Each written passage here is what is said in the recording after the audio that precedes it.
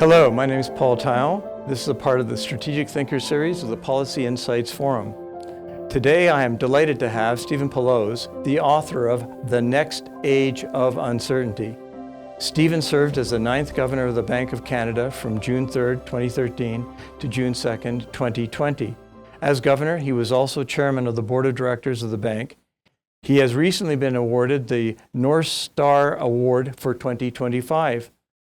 On that note, I'd like to welcome Steve. Thank you, Steve, for coming in today. Delighted. I'd like to start off with a question. In your book, The Next Age of Uncertainty, you note that COVID-19 was a test of resilience. Were Canada's governmental institutions and initiatives to address COVID-19 successful? Well, it's a good place to start. It's true. I remember just before COVID-19, Canada was sitting there with inflation 2%, exactly on target, and unemployment was at a 40-year low. Oh, wow. So a very resilient position from that macro standpoint. If you're going to get a cold, you want to be healthy to start with, right? And this is a good place to be. And throughout, I thought we would be reasonably resilient. And at the time, of course, we had no idea how it would turn out. At the time, we spun out a best case scenario and a worst case scenario because I didn't want to put out a new forecast in that environment. And 3 years later, the bank issued a little report through a speech to basically show we took the best case scenario. Yeah. And so that's quite a victory of sorts. And what was underneath that? I think it was basically very prompt actions. We didn't have the sorts of delays that other countries had. It was a very immediate, both monetary and especially fiscal response. You could argue about the formats. It could have been perhaps simpler. It could have been different in many ways, but it worked. And basically, the economy collapsed by about 20% that summer, spring and summer. But before Christmas, we were back to 98%, and that was a very quick recovery. And after that, the economy was growing in the 98%, Right. and still locked out in the 2%. Those were the resorts, the hotels, restaurants.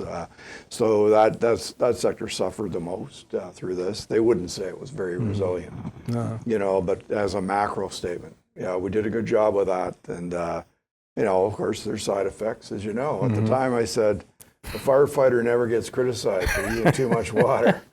But then he's supposed to come back and clean it up the next morning. Right. Well, what do you consider are the key economic and political challenges facing Canada today? Oh, I think we get a nice laundry list there, Paul. But I think fundamentally we're not very competitive in the global marketplace. And I mean competitive. Of course, we have attractive resources and we have attractive goods, especially attractive services for sale to the world. And we do this quite well. But we are very unattractive as a place to invest.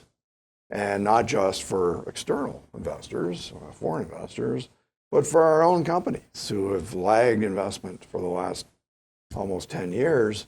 There's uncertainties everywhere.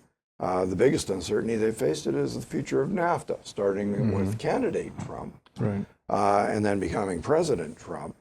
And even though it was renegotiated, threatened to rip it up again almost immediately. And not much change under Biden, really, in the sense of that. And so one of the consequences of that is and of course, there's lots of other things in Canada that we are proud of. We're proud of our environmental impact assessment processes. They're best in class. And we're really proud of our Indigenous reconciliation path and the need to consult. We're proud of those things. And yet we did not develop strong processes to go with them. They're great concepts, but we've made things very, very slow. And sometimes things just can't happen at all. And I think we're going to need to address that as we go forward. There's a lot more things you could talk about, like tax rates and so on, which also deter investment. But first things first, the processes need to be sharpened. There's been much discussion as to our national debt, and this has been dramatically increasing, particularly under the Liberal government. How can we address this economic challenge now and into the future? We were in a pretty good debt situation federally prior to COVID. Mm-hmm. And of course, everybody used fiscal tools to cushion the blow from COVID. And so as a consequence, we have a big explosion of debt. And remember, I mentioned the best case versus worst case scenario. And the worst case scenario, we had figured out, would take our debt ratio to about 60% of Canada's GDP. Oh. And so as it turned out, came up short of 50. Mm-hmm. So it's in the high 40s. Right. And that ratio has been gently working its way down as the economy has outperformed everybody's expectations in the post-COVID period. And made the fiscal situation more sound. We can't forget the provincial debt, right? Which is means more than doubling that number. So you are up in a much higher ratio. But if you compare that to the United States, well over 100% of GDP and rising rapidly still, despite the fact that COVID is long behind us. And so, is it? So you ask, what do we do about that? I still think we should do something about it. I'm not saying it's okay to be like this.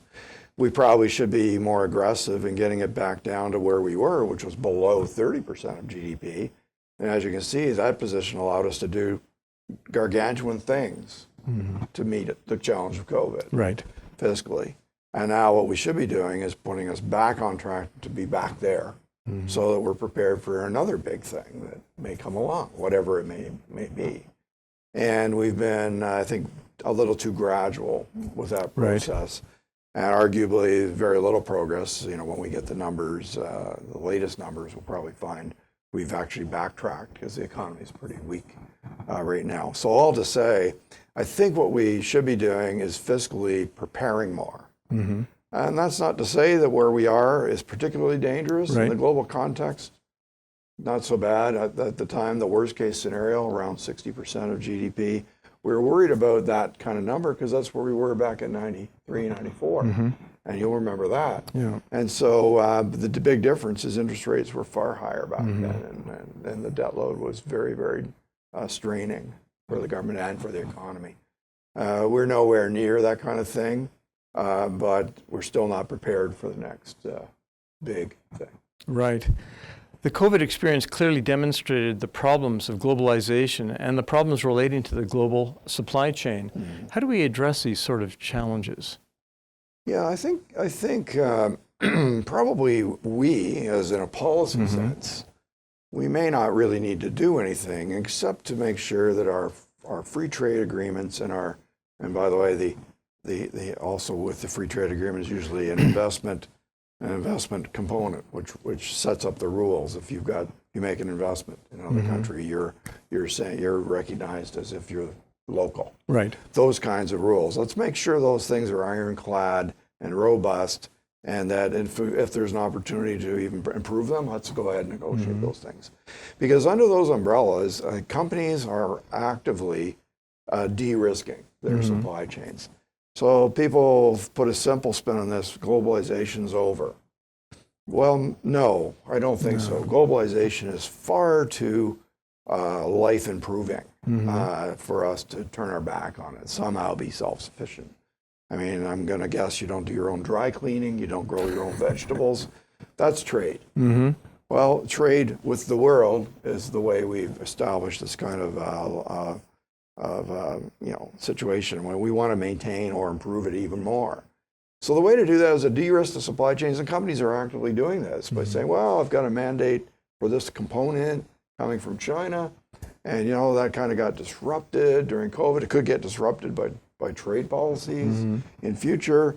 So why don't I split that mandate in half and have the other half in, I don't know, Philippines, Malaysia, and there are a lot of places actually. And as it turns out, these places are, let's say, more like-minded, similarly reliable, and actually these days have even lower costs from a supply chain point of view than China, because China has evolved a lot over the last 20 years. All to say that you know, I feel like today, as we're living with supply chains that were designed by the CFO before. And now what we're doing is we're developing a supply chain designed by the chief risk officer. Right. And they're different. Yeah. And they might actually, in the end, cost a bit more because you're sourcing from more places. But that's just a form of insurance. Right. People will gladly pay for insurance. That's a way to pay for insurance. And so I think that's where we're headed. And we just have to make sure we don't have to put up any barriers to this. We want to make sure that it can work and let companies figure out what is best for their business. What's best for their business is almost inevitably best for Canada. Yeah. We don't need to mastermind it or manipulate it or encourage it or force it. We don't have to do those things, in my view. Right. In a growing geopolitical threat situation, how can Canada address the costs relating to our defense and security requirements, which have been ignored for the last decade? What are your views? Yes. Touchy subject, right? But I think just my casual interactions with Canadians suggest there's a lot of sympathy with that Right. out there. I haven't seen a poll that actually addresses it, but I'll tell you an idea that I would like to push forward, and that is that if we want to spend 2%, let's say 2% of our GDP, which people now think of as kind of a floor as opposed to an aspiration. Right. The quickest way to do this would be to add a 3% special GST to every transaction in Right. Canada.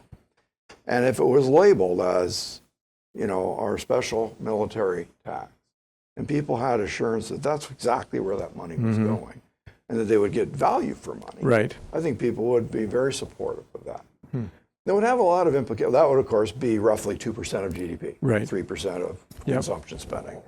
And then, of course, we would still have a GST rebate for those for whom that's causing harm to their purchasing power. But the vast majority of the GST is paid for by people who can afford it. Right. And so suppose we did that. Then you could go into the federal budget. You could say, well, we no longer need a defense line in the budget. We do need a defense plan for what we're going to do Right. with the money that's coming from that special GST.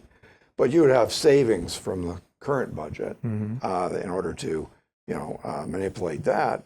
And secondly, to go with that, I would also say, wouldn't we be better off if we collaborated more fully, maybe even fully, with our partners in the United States? And that partnering would take the form like, why would we study for 6 months or a year which guns to buy, or you know, why would we study for 20 years which aircraft to buy? Why wouldn't we just say, you know, we're as part of that team, we're in defense together. Right. Tell us what's our best contribution. If it's defending the North, let's invest heavily in this. If it's submarines to patrol the North, let's invest heavily in this. And everything else that we need to procure, just tell us what we should procure. And then I think you would save a great deal of time and effort, and of course, a big slice of that sort of the slow public service part, Right. the procurement part, which I think you could just say, well, we don't need that capability or not nearly as much of it. And I think so that's a package that I'm proposing to you, right? Several things to change at the same time. But I think it would give us a lot of marks, the Americans. We would say we'd have guarantees in that we would have a certain number of personnel in Canadian uniforms in each of the services. Right. So we would negotiate that. But everything that we bought for them would be exactly the same material that they use south of the border. There'd be bigger inventories. There'd be no studying them. I've heard that it can take us maybe 3 years to replenish the shelves after we gave a lot of material to the Ukrainians. How can that be? Exactly. Well, there's a process. There's RFPs. There's I call them Boy Scout processes. Right?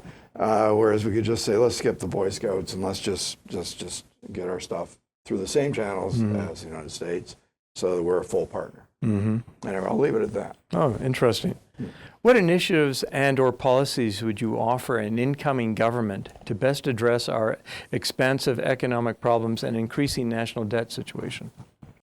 Well, that's a tall order. It is. And so I think mainly what we want to do is make sure the economy can grow on its own. Right.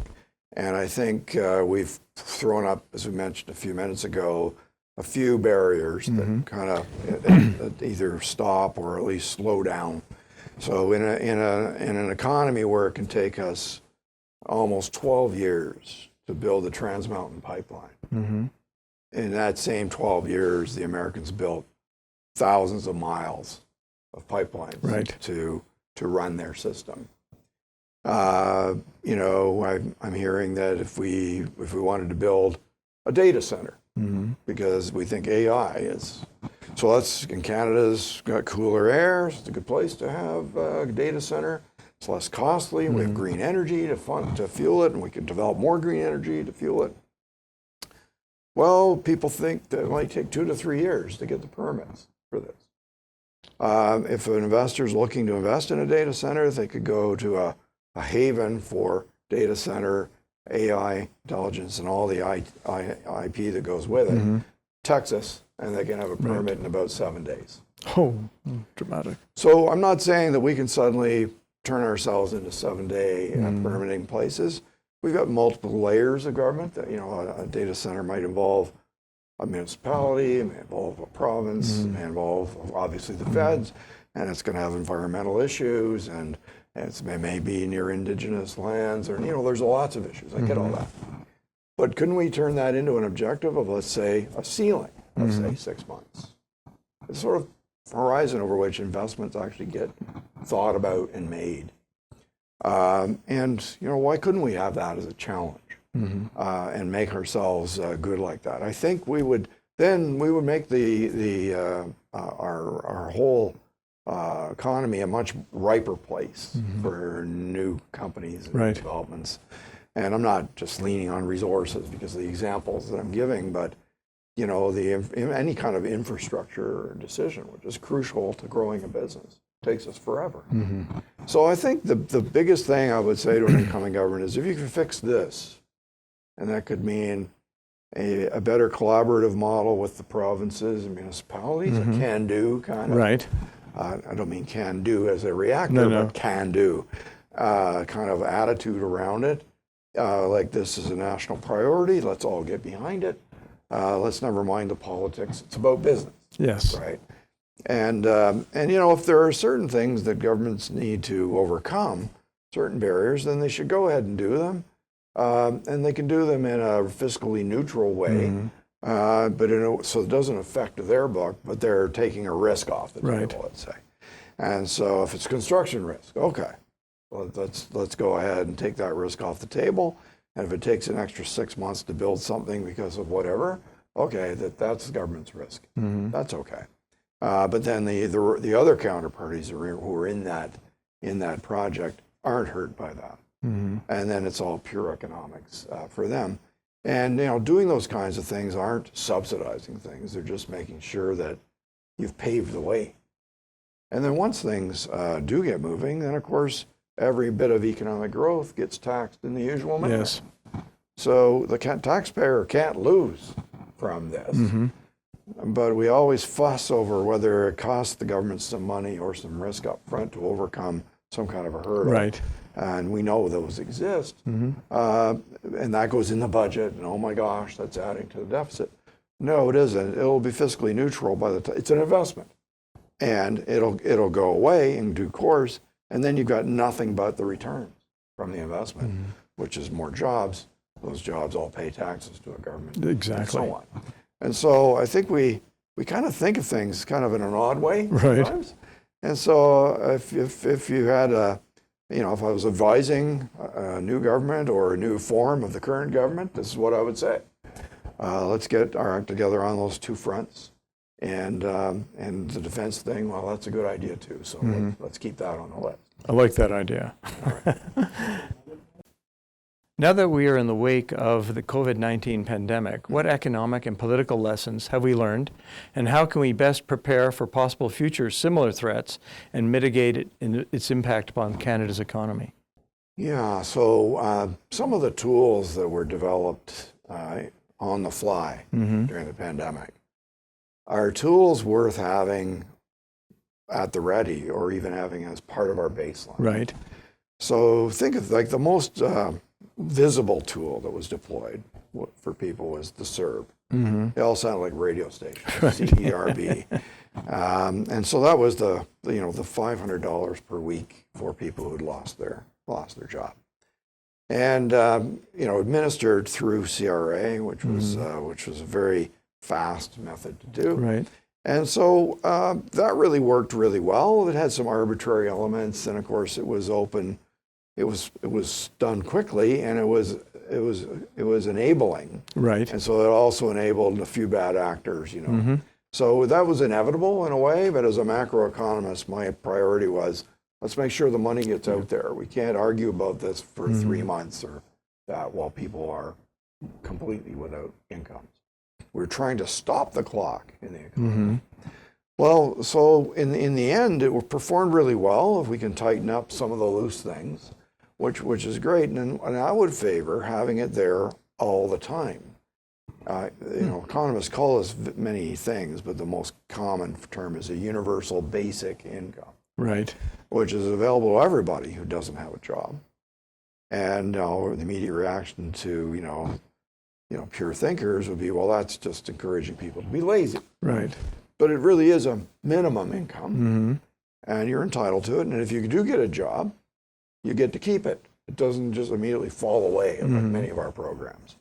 And so you would be surprised just how inexpensive that would be and how much security would be conveyed to fragile people, households, by that. And you'd also probably be surprised by how much money you could save as a government by all the other things that you do Right. for people that are designed in one way or another to relieve stress. Imagine how many programs could simply evaporate and be replaced by that one thing.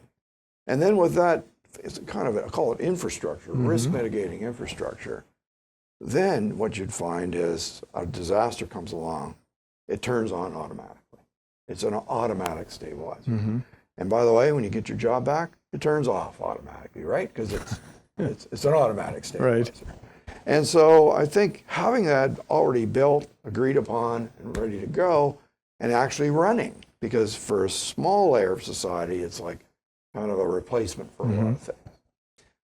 I think that would be put me in a lot stronger or more comfortable position.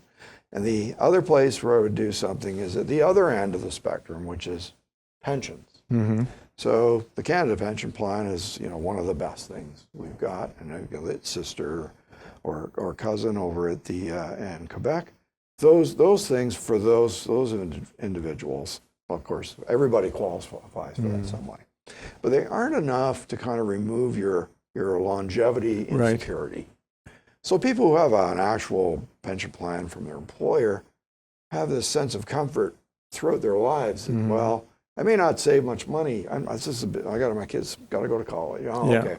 Oh, the furnace is broken. You're not saving much money. You get through. But you know that if you retire, even if you're forced to retire for some reason, technology or whatever, the pension's going to kick in. Yeah. And so, and you also have your Canada Pension Plan too. So you're like, oh, I'm okay. I'll be okay. Right. And that allows you to spend your life spending more or less freely. Now, people who don't have that security, what do? Well, they have to save on their own. When we say, oh, look at the arithmetic. This is what you need to do. Okay, but that means, though, the entire risk of how long they live is borne by them. How much do I need? Well, Uncle Bob, he lived till he was, 96. And well, look at Aunt Mary. She's still here. She's over 100. I better prepare for a long time. Right. Well, that means you underspend your entire life. And maybe you don't because you end up living to 100 and you needed all that money. But if you pool everybody with the same problem, next thing you know is they don't have to worry about how long they live. They live to 80, they live to 100. It's all the same. The thing carries on because there's always going to be somebody who dies at 80 and somebody else lives to 100. It may not be you, right? But you've taken that risk and pooled it. Well, if you do this, then all the regular folks that don't have those fancy pension plans can live their lives in a much more secure way and spend freely, and the economy will have a higher consumption path, higher investment track, more economic growth because of that extra security, taking a risk off the table. Yeah, interesting. It's not that hard to do. Yeah. I'm interested in your book, The Next Age of Uncertainty. Why did you write it? I didn't intentionally write a book. It was a bit accidental. Right. So when I retired, I had lovely offers to be on a couple of boards. And I actually wondered what would I bring to the table in that setting. I mean, I've headed up organizations and so on, but what would I bring? And so I thought, well, as an economist, what I could do is try to help companies think about longer term issues. And what should they be prepared for? Not this year. Right. Over a 5-year horizon, that sort of thing. And so I could bring something there. So I began developing some ideas around those things and writing little vignettes that I could use if someone asked me to give a speech. Oh, the economy is going to go up or down or sideways. And oh, by the way, did you know the demographic thing? You know, that next thing you know, you're talking about, you know, the aging baby boomers. People, oh, I didn't know that. There. So there's your speech, right? And so I had that as my idea. And once I collected enough of this material and researched it and developed it, I realized, you know, these things kind of connect together. Right. And that gave me that thought about the arc. And then I developed my own personal story to try to connect people personally to the economic issues that I was trying to address, because I didn't want it to feel like an economics textbook. Yes. So in the end, it became a book kind of all in a flurry in the winter of 21, COVID time, when you couldn't travel and we had very little else to do.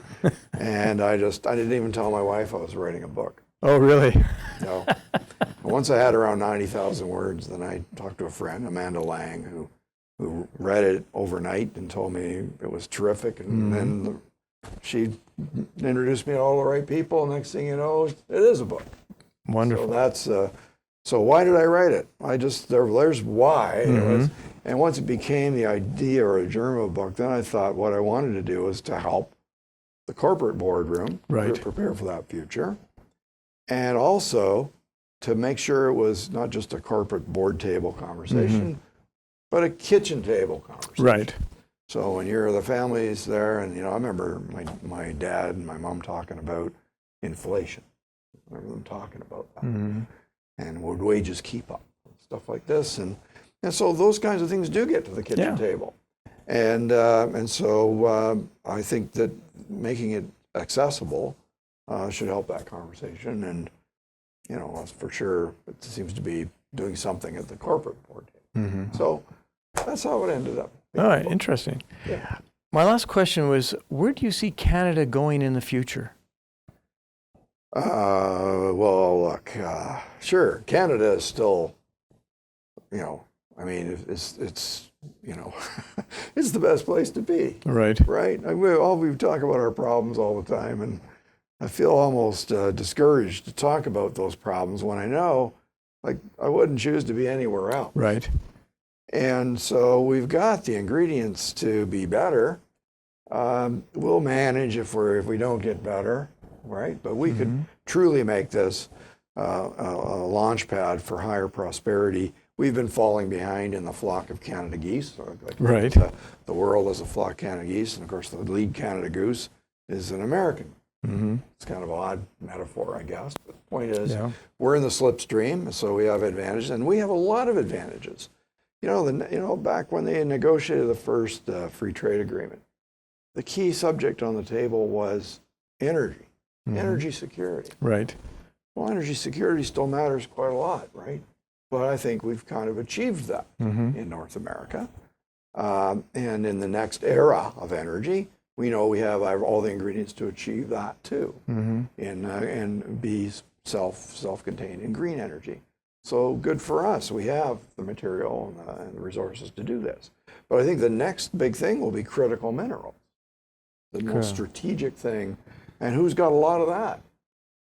Well, Canada does, and it's very, very underdeveloped. So it faces all the problems we talked about. Well, let's get our act together. So we've got that important thing to have on the table when we're negotiating with the United States or others. And by the way, the whole world sits on a three-legged stool. Okay, so it's food, water, energy. And who's got more of those three things than we have? Mm-hmm. Okay, so we need to be strategic about those things. You know, we can't have, you know, growing our agricultural sector and finding it impossible to get it out by train to ship it out to other countries. Mm-hmm. We cannot fall behind on those basic infrastructure elements that limit our ability to grow on those three legs of the stool. And one of the ones that no one's mentioning really is water. Yes. And, you know, we waste an awful lot of water. It just flows out into the ocean, gets salty, and after that it's very expensive to get it back. Yep. So there are things we could do to harness that resource, not just for electricity, but the resource itself, just before wasting. Mm-hmm. So anyway, I think we have an exciting future, and it'll all be enabled by this new fourth industrial revolution, which is digitalizing everything and supported by AI, connecting all our dots. Right. We can't be the last to embrace all that. If we are, that's our own fault. But I'm confident that we'll have a major leap in our standard of living over the next 10 to 20 years. And if nothing else, even if we just stay a bit behind the Americans, Right. that'll still be a good place to be. Absolutely right. Well, Stephen, thank you very much. On behalf of Policy Insights Forum, we really appreciate your time and your enlightening comments. Particularly, I did enjoy your book. And I thought, and I'm not an economist, so it was written in terms that even I, as a sociologist and a historian, would greatly appreciate. And thank you for showing up. Thank you, sir.